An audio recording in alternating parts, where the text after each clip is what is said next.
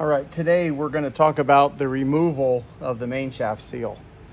The main shaft seal can actually be in backwards, which is usually how they're installed on closed primaries, or forward, which is how they're usually installed on belt drives.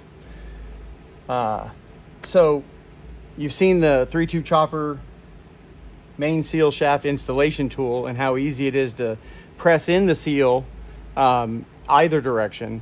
So now what we've done is we've come up with a tool that will allow you to pull the seal relatively easily. You can do it in your garage, you can do it in your shop. It's pretty quick and effective. Sometimes you have to do different iterations, meaning when you come in and drill. So usually when I do the removal, I'll drill at 3 o'clock and 9 o'clock pretty easily, pretty easy to do. But sometimes the puller will actually pull the seal if you don't have the pulling rods clocked in the right direction. And so if it does that and it just doesn't pull it out, well, you have 360 degrees of opposite sides to try to get this seal out.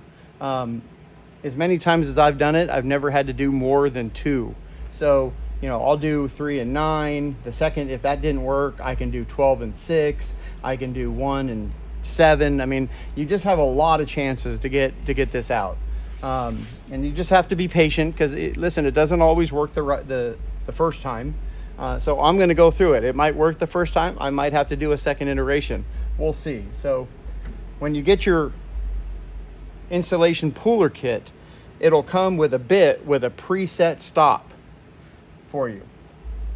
Now, you'll also have another bit with a preset stop that will be for the seal the other direction. Now, we're thinking about maybe just including one bit and giving you the dimensions, and then you can set the stop yourself. We haven't decided that yet.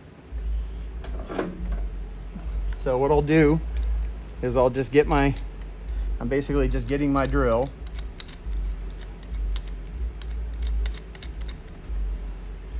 And I put it in. And just tighten it up. These bits are very sharp. And so, like I said, what I'm going to do is I'm going to come in and I'm going to come right into the center. I'm going to come right in. Now you can use a little popper and pop a start. You can do that. You don't really need to. You can also grease your drill bit to try to catch any of the